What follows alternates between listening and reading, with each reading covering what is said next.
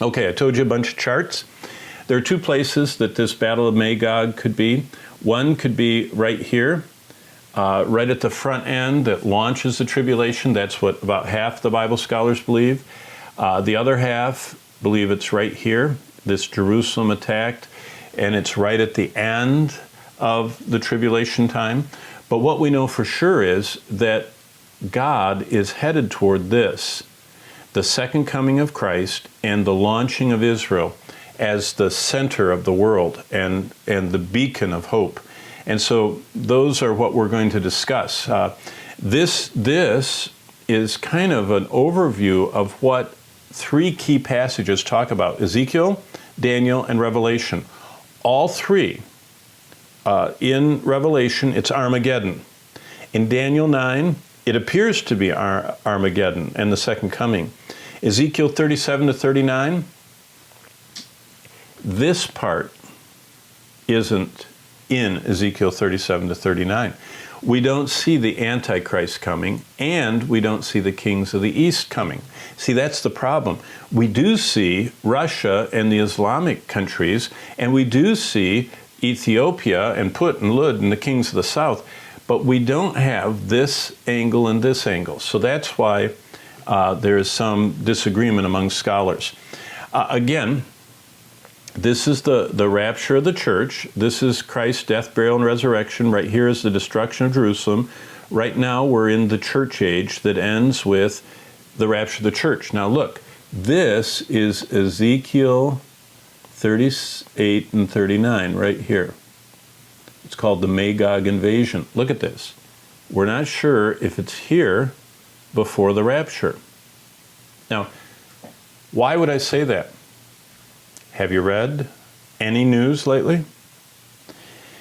Yesterday, Iran displayed the largest collection of armed drones they've ever seen in a military parade.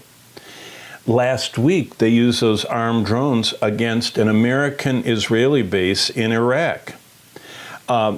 Iran, you've heard all this, Nance, atomic reactor, centrifuge, that's in the news almost every day. They are working as fast as possible to develop an atomic bomb.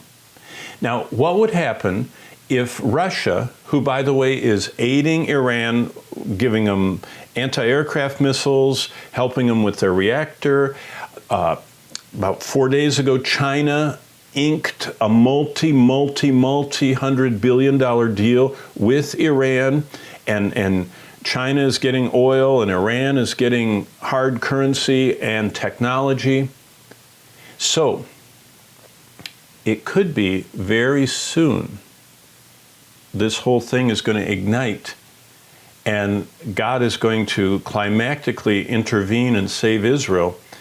And then that launches a kind of a very described time called the 70th week. That's what half of the Bible scholars believe. The other half believe that it's right here, that it's actually a component of the Battle of Armageddon. But even though we're not sure where it goes, we are sure of the 70th week, and that's what we're going to cover when we study Daniel 9 next week.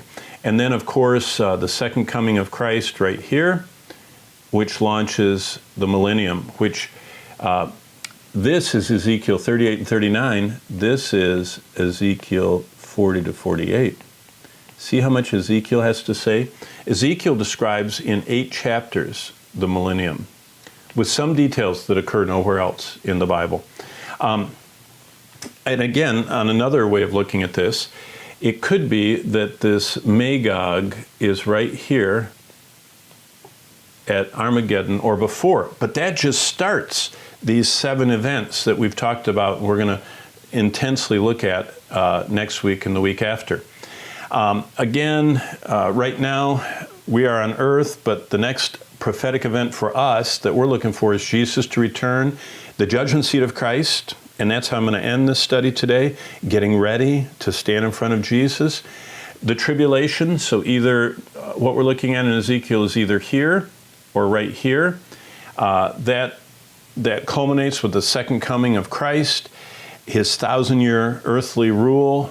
That's ended with the rebellion of all of earth except for the saints, and then the Lord says, enough is enough, and everyone is consumed. Revelation 20, verse 10 says, and then the great white throne starts, and then, of course, we enter into eternity, dwelling in the house of our Lord forever.